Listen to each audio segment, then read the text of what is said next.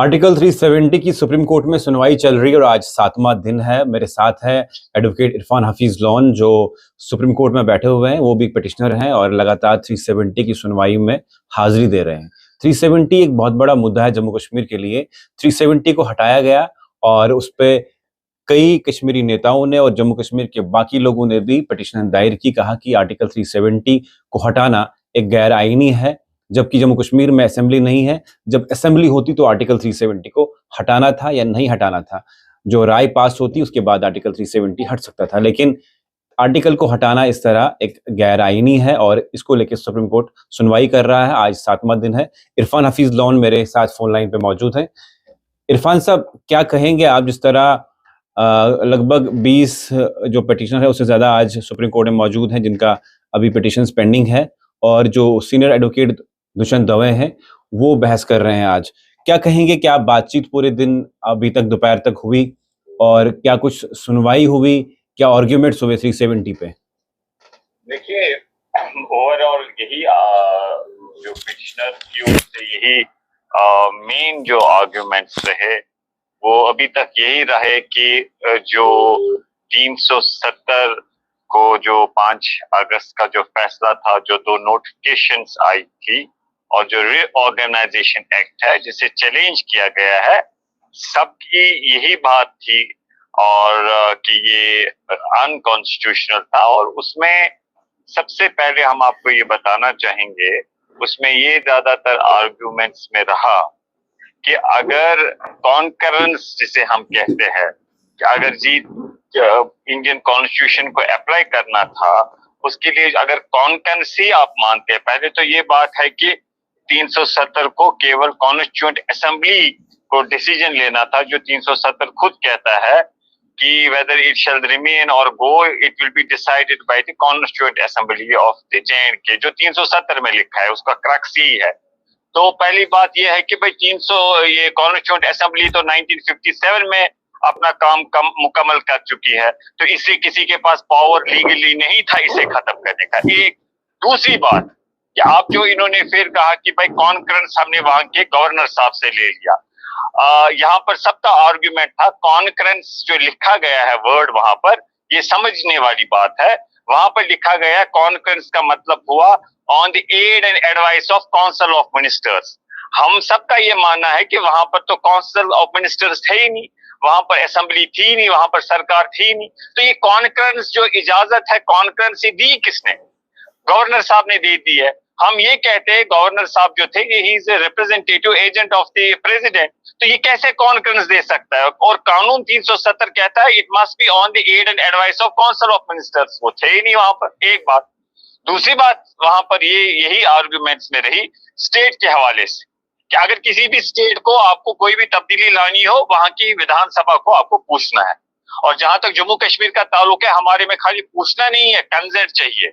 हम कहते हैं वहां विधानसभा थी नहीं, तो आपने कैसे ये स्टेट को यूटी बना दिया? जैसे ये बहसें हुई, लेकिन आज जो दवे साहब है उन्होंने ये भी कहा कि आर्टिकल 370 को हटाना गैर आईनी तो था, लेकिन एक कंप्लीट फ्रॉड है कॉन्स्टिट्यूशन के साथ। उन्होंने वर्ड शब्द इस्तेमाल किया फ्रॉड, उन्होंने शब्द इस्तेमाल किया मॉकरी। बिल्कुल, यू आर राइट।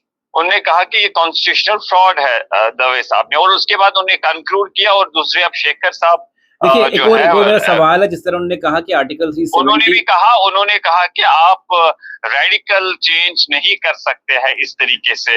नहीं, इरफान साहब जिस तरह आप एक वकील है, जिस तरह उन्होंने कहा कि आर्टिकल 370 को हटाना एक कंप्लीट फ्रॉड है, और आर्टिकल 370 को 370 क्लॉज 3 के तहत आप कोई पावर नहीं है एब्रोगेट करने की, आपको आर्टिकल 370। और जिस तरह बीजेपी ने ये एक्सरसाइज की, इन्होंने कंप्लीट फ्रॉड किया और इनके एजेंडा में ऑलरेडी ये था कि इन्होंने 370 को हटाना है, इसलिए इन्होंने पॉलिटिकल गेन के लिए 370 को हटाया। और इनके पास जो मेंबर पार्लियामेंट है वो ज़्यादा है, और ये जाहिर सी बात है जो इनने बिल लाया वो पास हो जाता है पार्लियामेंट में। और इनने ये भी कहा कि 370 को इनने इसीलिए हटाया क्योंकि इनके एजेंडा में था, और इनके एजेंडा में था इसलिए इन्होंने ये गैर आईनी फ्रॉड किया। उस पे क्या फिर सीजीआई ने जवाब दिया? क्या सीजीआई साहब तो एग्जामिन कर रहे हैं constitutional validity of 2 notifications and reorganisation act. अब यहाँ से तो आर्गुमेंट चल रहे, वो ऐसे कोई इस पे टिप्पणी नहीं की सीजीआई साहब ने, तो लेकिन उन्होंने यही कहा कि वो they are just examining the constitutional validity, जो पहले से वो कह रहे हैं। हाँ, हम ये आपसे कहना चाहेंगे, जो आपने सही फरमाया, जो अब इस पे प्रोविजो है 370 में, वहां पर लिखा गया है कि इसमें कॉन्स्टिट्यूट असेंबली कर सकती थी, और हम खुद भी ये मानते गैर जमहूरी और गैर आईनी कदम था भारत सरकार की ओर से, और हम ये मान के चलते हैं कि जो जम्मू कश्मीर की असेंबली ने 2001 में विल ऑफ द पीपल, अगर आप देखेंगे वो भी देखना हमें, what's the will of the people. Will of the people is they have expressed their will in 2001 when the autonomy was passed by the Jammu and Kashmir assembly, elected body जो है, representative body जो है जम्मू कश्मीर की, उन्होंने कहा कि भाई हमें बहाल कर दीजिए, ना कि 370 जो इसमें कमजोरियां आई है उसे भी ठीक कर दीजिए। जस्टिस सगीर, सुनिए, सगीर साहब आए हैं वहां पर, वर्किंग ग्रुप्स, उन्होंने जो स्टेट सेंटर रिलेशनशिप है उसमें उन्होंने रिकमेंड किया है कि भाई वहां पर ये दिया जाए, ऑटोनॉमी दी जाए इनको। और आपको याद होगा वजीर आजम हिंद ने कहा था, short of something sky will be the limit. तो हमारी स्ट्रगल सिर्फ 5 अगस्त के फैसले के खिलाफ नहीं है, हम चाहते हैं जो 70 साल में हमसे छीना गया है गैर कानूनी तौर, गैर जमहूरी तौर, हमें उसकी बहाली के लिए सबको कानूनी सतह पे भी और अवामी सतह पे भी लड़ना चाहिए। और इंशाल्लाह लेकिन इरफान साहब, उम्मीद है हम लड़ेंगे और हिंदुस्तान के लोग हमारे साथ खड़े रहेंगे। इरफान साहब जी, जो सुप्रीम कोर्ट में है, ये भी आर्ग्यू किया गया कि 370 को एक नैरेटिव बिल्ड किया गया था कि 370 की वजह से जम्मू कश्मीर जो है हिंदुस्तान का हिस्सा नहीं है, और हालांकि जम्मू कश्मीर के लोग हमेशा ही कहते हैं कि हम हिंदुस्तान का हिस्सा है। क्या ये भी बहस वहां पे हुई, ये पॉइंट पे चढ़ा गया कि ऐसा एक नैरेटिव बिल्ड किया गया था कि बिल्कुल, 370 की वजह से ये भी कहा गया आज कि भाई लॉ एंड ऑर्डर प्रॉब्लम को इसके साथ जोड़ा गया, कुछ और इश्यू जोड़े गए, तो उन्होंने कहा कि it has nothing to do with those issues, जी, वो भी कहा गया। तो हम यही आपसे कहना चाहेंगे कि गैर जमहूरी, गैर आईनी था, आपको पता है 3 महीने लोग वहां बांध रखे गए। जमहूरियत में ऐसा नहीं होता। मैं एक नेशनलिस्ट हूँ, पीस लवर हूँ, तभी जाके बात कर रहा हूँ, और माननीय प्रधानमंत्री जी से, भारत सरकार से भी कहता हूँ कि हमारे साथ इंसाफ किया जाए, जो इससे पहले भी हमसे छीना गया वो वापस दिया जाए, और वाजपेयी का इंसानियत, जमहूरियत, कश्मीरियत, उसके दायरे में हमारे साथ इंसाफ हो, ये हमारी भारत सरकार के साथ गुहार है। और मुझे पूरा यकीन है वाजपेयी, मोदी जी और अमित शाह जी वाजपेयी जी को ट्रिब्यूट देंगे और उस लेगेसी को आगे बढ़ाएंगे। इरफान साहब, जिस तरह 1975 का जिक्र भी किया गया, उन्होंने कहा कि हमने वो भी देखा कि 1975 में क्या कुछ हुआ था, उस पे क्या बहस होगी? देखिए, किस आप अकॉर्ड के बारे में बोल रहे हैं? जी, देखिए, इससे पहले भी बहुत सारे ऐसे जो है इंसिडेंट्स हुए हैं जो रिलेटेड है, जिससे हमारा ऑटोनॉमी जो हमारी है इरोजन हुआ है। 65 में हमारी असेंबली ने प्राइम मिनिस्टर और सदर को खत्म किया।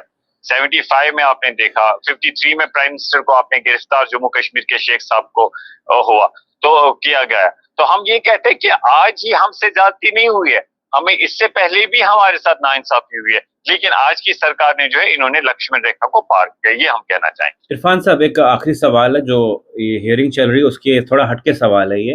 जिस तरह कुछ लोग ये भी कहते हैं कि 370 सिर्फ कश्मीर के जो नेता है उनको चाहिए और किसी को नहीं चाहिए, किसी भी जम्मू कश्मीर के जो पब्लिक है कोई इसकी डिमांड नहीं कर रहा, लेकिन 370 पे कश्मीरी सारे नेता जो है आज सुप्रीम कोर्ट पे हैं, हाजिरी दे रहे हैं, हियरिंग अटेंड कर रहे हैं।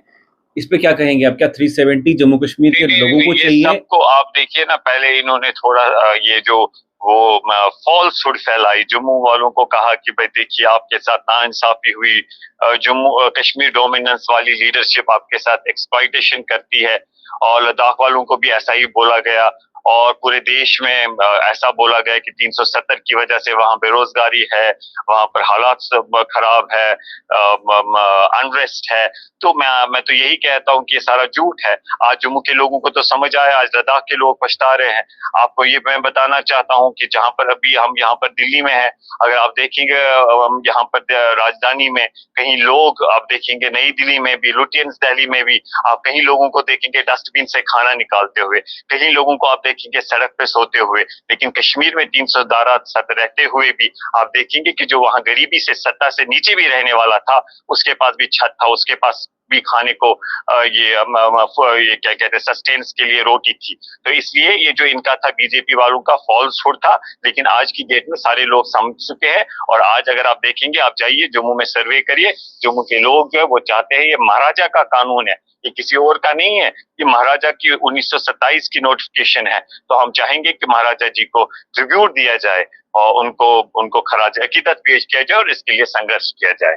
चलिए इरफान साहब, जो भाई है उन पे ज्यादा ये उनके शोल्डर्स पे जिम्मेदारी। चलिए इरफान साहब, और भी क्या मजीद अपडेट्स आएंगे आपसे रब्ता करेंगे, तब तक के लिए आपका बहुत बहुत शुक्रिया हमें वक्त देने के लिए। शुक्रिया आपका भी। ये मेरे साथ थे एडवोकेट इरफान हफीज लॉन, जो लगातार सुप्रीम कोर्ट में बैठे हैं और आर्टिकल 370 की हियरिंग अटेंड कर रहे हैं। आज 7वां दिन सुप्रीम कोर्ट में चल रहा है आर्टिकल 370 को लेके। तमाम जो नेता हैं जिन्होंने पिटिशंस दायर की हैं वो सुप्रीम कोर्ट जा रहे हैं और आर्टिकल 370 की सुनवाई चल रही है। क्या कुछ आर्ग्यूमेंट्स हो रहे हैं आपको हम लगातार दे रहे हैं, हम दिल्ली से भी आपको अपडेट दे रहे थे। लेकिन आज जो लगभग 20 और पिटिशनर्स हैं जिनकी अभी पिटिशंस पेंडिंग है सुप्रीम कोर्ट में, जिनकी सुनवाई चल रही है, सीनियर एडवोकेट दुष्यंत दवे आज सुप्रीम कोर्ट में आर्ग्यूमेंट्स कर रहे हैं 370 को लेके। और इसको जो हटाया गया, ये बीजेपी की मैनिफेस्टो में था आर्टिकल 370 हटाना, क्योंकि उन्होंने लोगों को ये कहा था कि 370 हम हटाएंगे, इसलिए लोगों ने उनको वोट किया। 370 हटाना उनके लिए इसलिए मजबूरी बना क्योंकि मैनिफेस्टो में 370 था। और अब आगे क्या होगा, 370 को लेके क्या सुनवाई होगी, अभी फिलहाल सुनवाई चल रही है। आगे भी क्या कुछ अपडेट्स रहेंगे आप तक जरूर पहुंचाएंगे। तब तक के लिए आप देखते रहिए न्यूज़ इनसाइडर 24/7।